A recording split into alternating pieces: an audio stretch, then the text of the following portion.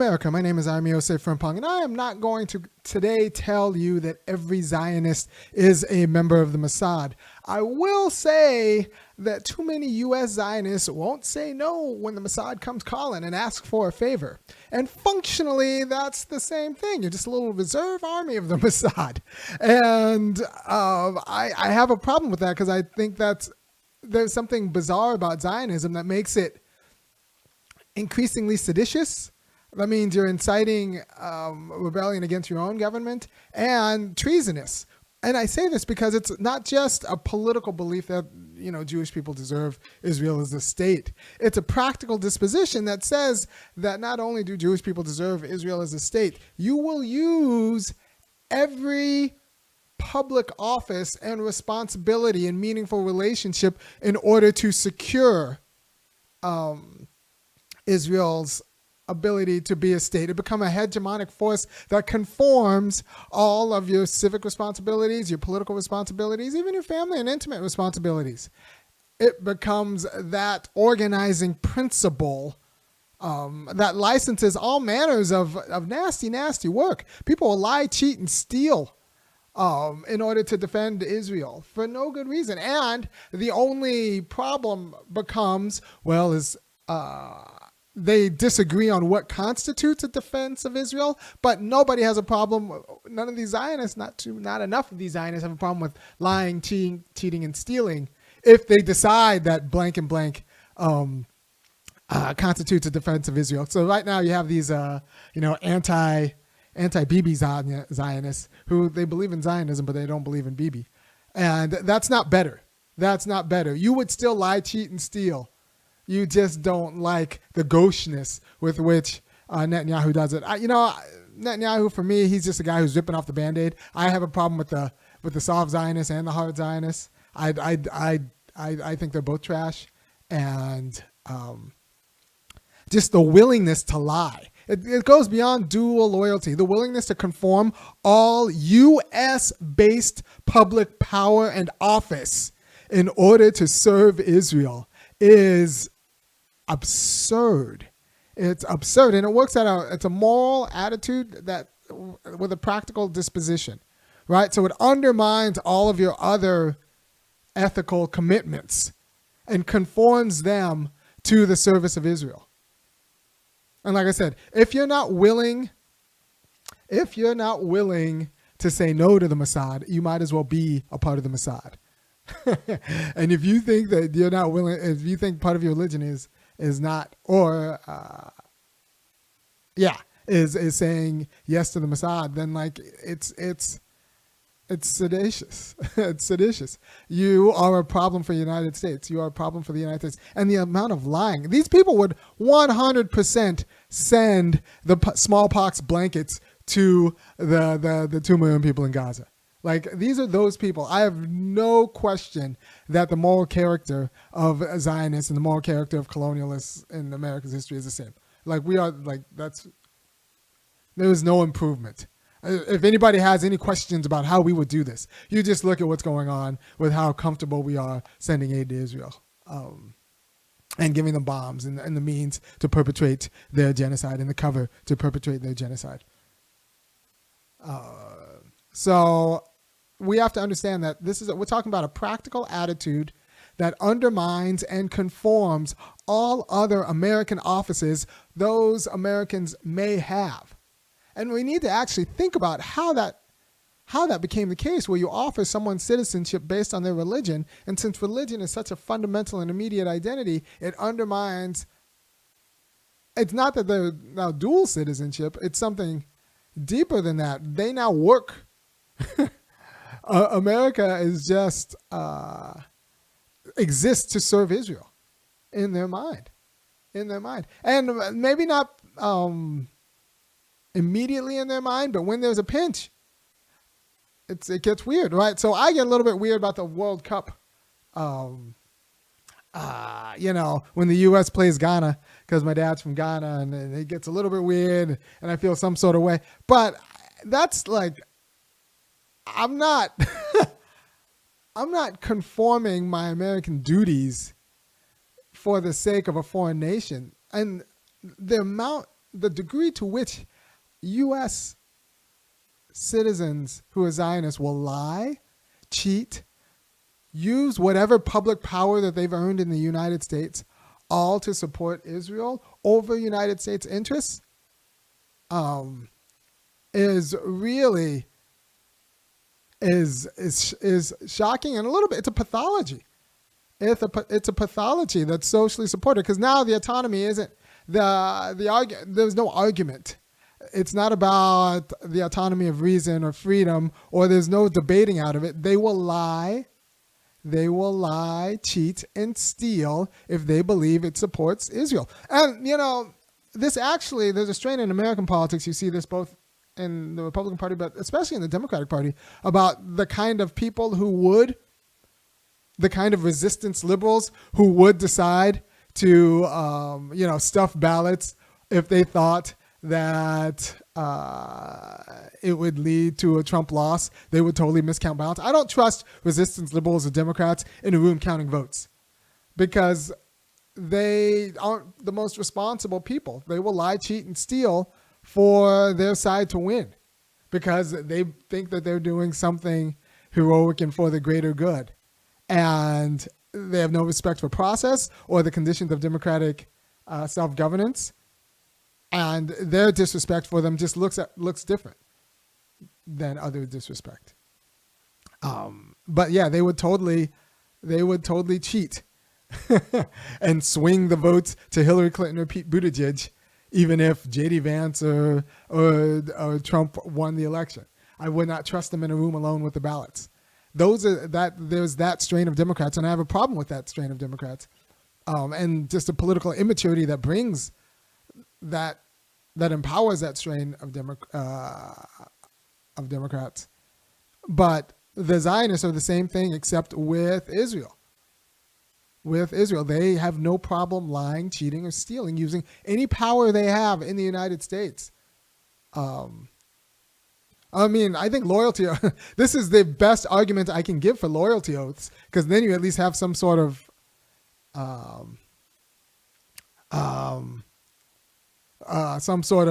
legal standing if you want to charge, a Zionist for supporting Israel over the United States. I used to, have an It's Complicated relationship with loyalty oaths, but now I see so many people who are just brazenly willing to abrogate whatever authority they have in the United States in support of a foreign nation, and without reason or process, just because of their political/religious belief, or the idea that the moral claims of Zionism trump any sort of other ethical claims of your American citizenship or civil claims is ridiculous. So I think it's a problem, and I think it's a problem we should name. But it's not unique to Zionism. Like I said, I don't trust resistance Democrats not abusing their power. It's a quality of political immaturity that's, I think, expressed with the willingness of Zionist Americans to use whatever power they've accrued in America and nakedly in support, lying, cheating, and stealing, and simply undermining the conditions of civil life in America in support of Israel. I think that's a symptom of a deeper political immaturity about what it takes to be a self-governing populace. But we need to talk about it being the case that, one, if you're not willing to say no to the Mossad, you're functionally part of the Mossad. They just haven't tapped you yet. And I'm not saying that all Zionists are members of the Mossad, active card-carrying members of the Mossad, but when the Mossad calls them, they're not saying no. And that's it's implicated in their Zionism, right? So you can have the soft Zionists who are anti-Bibi but still Zionists. They're still more loyal to Israel than they are to the United States, and they would still lie, cheat, and steal. They just don't like the way Bibi's persecuting the war, but they would still lie, cheat, and steal and use all of their American power or any of their American relationships for the sake of Israel, even if it undermined America. And that is, I think, nasty, nasty work. And when I say undermine America, that means they would run over your civil rights.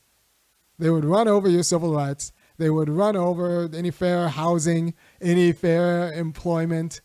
If the call came down to fire you from a job because of something you said against Israel, they would do it. They would do it. And then, and that's a problem.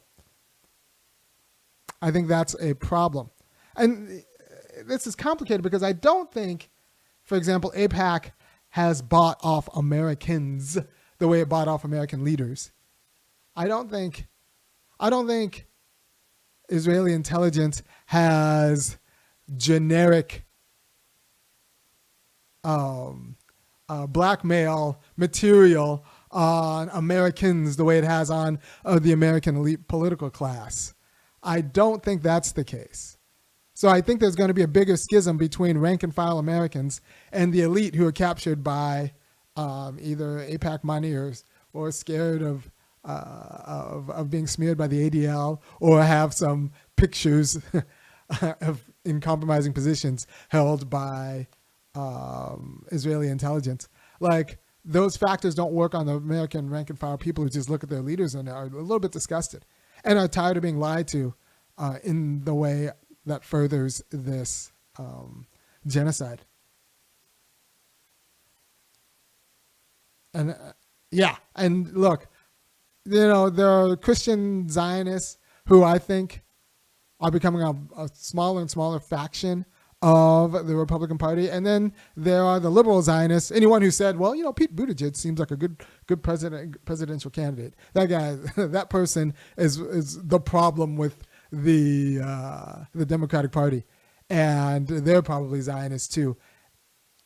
And the rest of America actually wants to govern its own country.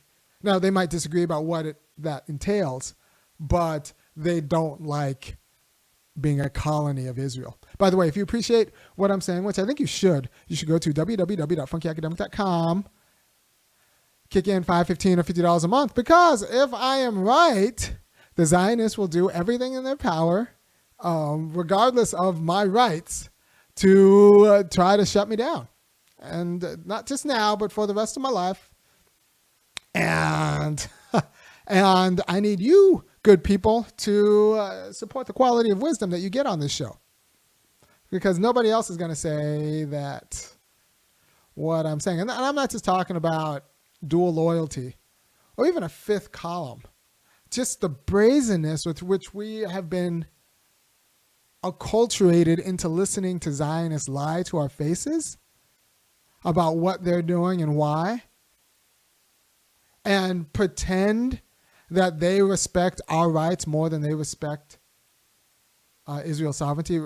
They respect any sort of civil obligations they have to their fellow Americans, or political obligations they have to their fellow Americans relative to Israel's sovereignty. They do not. They do not. Any civil obligations they have to you, any political obligations they have to you, are nothing. Or they might not be nothing, but they are easily overwhelmed by their loyalty to securing Israel as a state for the Jewish people. And I think that's unfortunate. And we need to look at it as sedition. And we need to be honest about dual loyalty. And we need to be not just dual loyalty, we need to be honest about fifth column. Like, they will undermine the United States government for the sake of Israel. And the casualness with which they will lie, cheat, and steal for Israel, regardless of whatever their civil or political obligations to other Americans should be alarming. And we need to start talking about, like, withdrawing their public power, right? If you're a Zionist, maybe you shouldn't be in charge of hiring and firing, because it may be the case that you will hire and fire based on your Zionism. And, I don't know. I don't need to know. I don't need that in my American civil society. So if this religious view were just sequestered, hermetically sealed to the domain of moral activity between a person and their divine inspiration, that would be one thing. But it governs civil responsibilities. It's governing political responsibilities. I cannot trust these people now to uphold their American civil responsibilities because of their Zionism. And that's a problem. It's not just a political belief. Because if it was just like, well, I think Israel should be a Jewish state, that would be one thing. That would be one thing. This is a practical attitude where not only do I think that, but I'm going to express my thinking that by making sure that I conform and all of my civil and political power in the United States to secure that outcome, regardless of my responsibilities to my other Americans. That is the problem. That is the problem. So if you appreciate what I'm doing, I think that DJ Monotonous does not appreciate what I'm doing. But if you appreciate what I'm doing, I think you should go to www.funkyacademic.com, kick in $5, $15, or $50 a month. And I'll keep saying it because this is absurd. I think I'm going to do a show on how the next show is going to be on how Trump won in D.C. because I heard Muriel Bowser just pretty much capitulate, thanking Trump for his surge in D.C. And I find that interesting and unfortunate. But I will say that I do not like the brazenness with which we will be lied to by the Zionists, and not just lied to, abused by the Zionists into the future. And I if they don't respect your civil rights, if they don't respect your political rights and treat you as equals in the self-governing project of American, they are anti-American. Right? If they're going to abuse their power, any particular power they have for the sake of Israel, even if it undermines American interests, then they need to be removed from power. We need to talk about what it means that we have such a openly seditious element that's loyal to another foreign nation. It's absurd. All right. Thank you for your time. And like I said before, I'm not saying that all Zionists are members of the Mossad, but if you're not willing to say no to the Mossad when they call, you're functioning members of the Mossad. If you're not willing to report, take care.